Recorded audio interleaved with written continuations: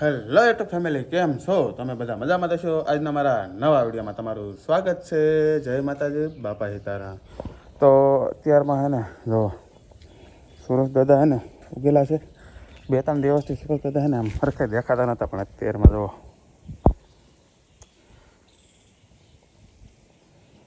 મસ્ત એવા ઉગ્યા છે.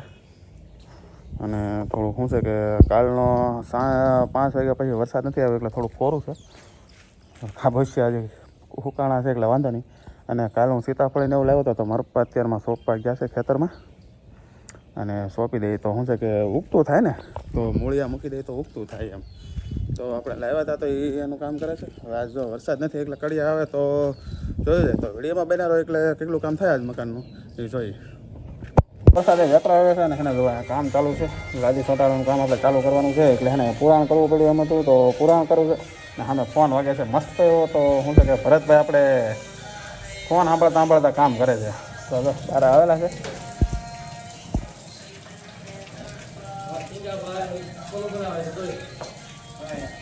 અમારે કિંગાભાઈ જો હે ને સિમેન્ટ હલાવે છે. શું કિંગાભાઈ થોડું કામ કરે છે ને, લાદીના ખોખા 2-3 તોડી નાખેલા છે. શું કહેવાય કે તોડો કાણા તે બાંધે છે. કારીગરને બાંધવા તો જોવે જ કે રમત કરે તોડ હાલે જોવો.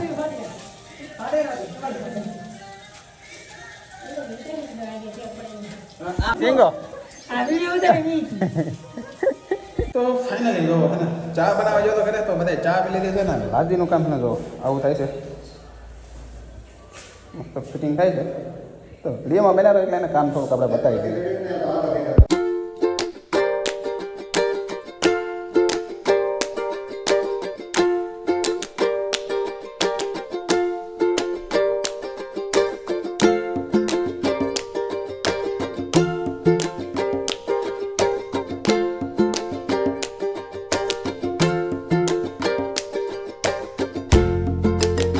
ફાઇનલી જો એટલી લાદી ચોંટેલી છે.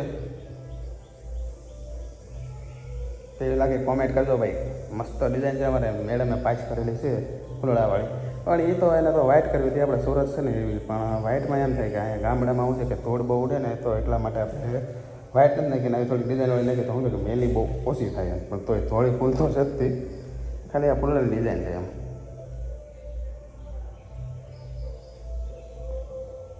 એટલું બાકી રહી ગયું છે. 1 2 3 4 5 6 7 એ 4-5 લાદી ચોંટાડવાનું બાકી છે. એટલે થઈ જાય પછી બાજુનું કામ પછી વાયરિંગ એ તો લેવલ લઈ લીધેલું છે. હવે વાયરિંગ બાકી છે ખાલી. અહીં તો કૂતરું હાલી ગયું. તો ગુડ મોર્નિંગ, કેમ છો તમે? બધા મજામાં થશો. તો જો અત્યારમાં હે ને દાદાની નેદવા મીના છે એને ખેતરમાં, અને શું છે કે વાદળછાયું છે. હવે વરસાદ આવે કે ન આવે એનું કંઈ નક્કી નથી. આપણે તો બેલી હે ને આમાં હાંકી નાખી હતી માંડવીમાં. હવે બાજરીમાં તો ન હાલે તો કાંઈ વાંધો નહીં, પણ હે ને માંડવીમાં હાલી જાય એટલે વાંધો નહીં. અમારે મૂકી ગયું ને જો અહીં મારા પાસે 300 પહેલાં છે એ થઈ ગયા છે. અને આંબા વતન મસ્ત મસ્ત છે, તો કાંઈ વાંધો નથી. અને શું કહેવાય કે લાદીનું કામ કહું તમને તો 2 ઘર તો કમ્પ્લીટ થઈ ગયા. તો થઈ ગયા ને કમ્પ્લીટ આખા હે ને પેક ધોળ થઈ ગઈ છે. સાફ કરવું જોઈએ પહેલાં. આમાંયથી જો મસ્ત બારેથી છે ને 2 લાઈન નખાની છે. લગભગ આજ નખાઈ જાય, પણ આજ પાવર કાપ છે એટલે કાંઈ બહુ નક્કી નથી. તો વિડીયોમાં બનાવો એટલે ખબર પડે. જો આજ પૂરું થાય તો જોયું જાય, નગર પછી કાંઈ નહીં. કાલે કે લાઇટ કાપો એટલે કાંઈ નક્કી ન કહેવાય. તો ફાઇનલી લાદીનું કામ ખતમ થઈ ગયું છે. હવે થોડોક દાદર બાકી છે ને જો લાદીનું કામ હવે કમ્પ્લીટ. બીજું કંઈ છે નહીં બહુ.